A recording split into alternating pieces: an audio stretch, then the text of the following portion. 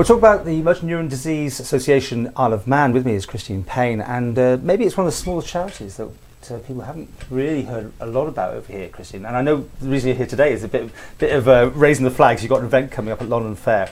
But that's right. How big a thing? And maybe should we just start with what exactly is motor neuron disease? Well, motor neuron is a neurological disease that sort of affects the neurons throughout the body.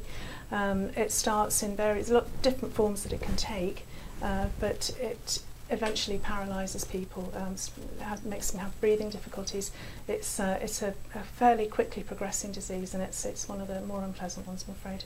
Stephen Hawkins, I think, is probably what most people He's think the most widely known, but he's very exceptional in that he lived for 50 years with it. Most people don't, unfortunately, live that long, or anywhere near that long. Is it genetic, or what? There are a few, 10% of cases are genetic, and 90% can just pop up anywhere in the community at all.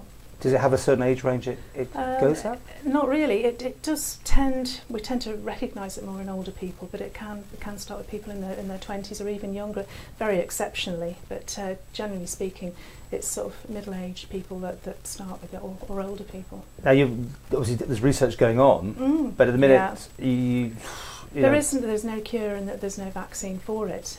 But progress is made all the time with research. That's the thing about it. So that's why it's really important for those jigsaw pieces to be kept being put together, and eventually they will find a cure one day. What's the telltale signs if you should see a doctor if something's up? Is it trembling or? You always have to remember it's a very rare illness. Yeah. I think it's 5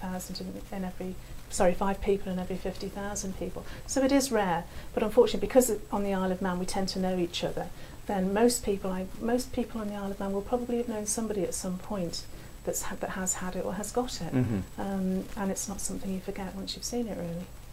Well, on the side of getting your head above the parapet more and giving yourself a bit more publicity, tell us about what's happening this weekend. And we literally recording this on Thursday, and it's happening on Saturday. Saturday, yes. You might have a weather check for us already. Is it going to be right? Yeah, Friday's going to be a horrible day, all wet, but Saturday's going to be a great day, apparently. That's a long read for the forecast. Yeah, I do that as well. Yeah. Well, it's Stuart Clegg Services are doing a lot of charity events, and they've actually selected us to be their charity for Lonan Fair on Saturday. Oh, right. So we're really excited about it. Lonan Fair hasn't been held for a few years now, so we're hoping lots of people will turn out. It's going to be a country fair. It's obviously it's hard on the heels of the Royal Manx, but it's nothing like that kind of scale. It's very much a family day out. There's a Ballinet, which is a lovely place. Ballinet is gorgeous. Oh, yeah, stunning. Yeah, and there's going to be lots of opportunities to actually see the estate there. There's going to be tractor and trailer rides, which will take people round if they don't feel like walking. Or Stuart Clegg will be leading one of those. Well, probably. We have a local farmer driving the tractor, not Stuart. Good. But there's going to be lots of opportunity to actually enjoy the place, as well as seeing the attractions that are there as well.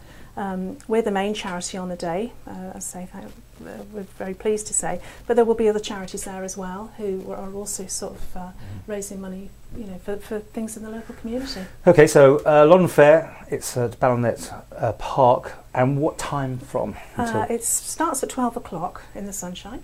It goes on to about 5 o'clock. In the sunshine? Yeah, in the sunshine. It's going to be a great day. We're charging £5 per car to get in, so as many people as you can cram into a car, it's going to be a fiver, so it's very good value. Yeah. If people do pitch up on foot, then it's £2 for an adult and £1 for a child. But it's a very low cost to get in, as I say. And if people want more information about the motor neuron here in the Isle of Man, do you have a Facebook page or something, or contact number? Or yeah, we have a website and a Facebook page, or we're in the phone book as well. I'm actually an association visitor, so I do meet people with motor neuron disease and their families, because they just quite often just need a bit of support, maybe a bit of moral support, if nothing else. But we'll always do anything we can to help if we can.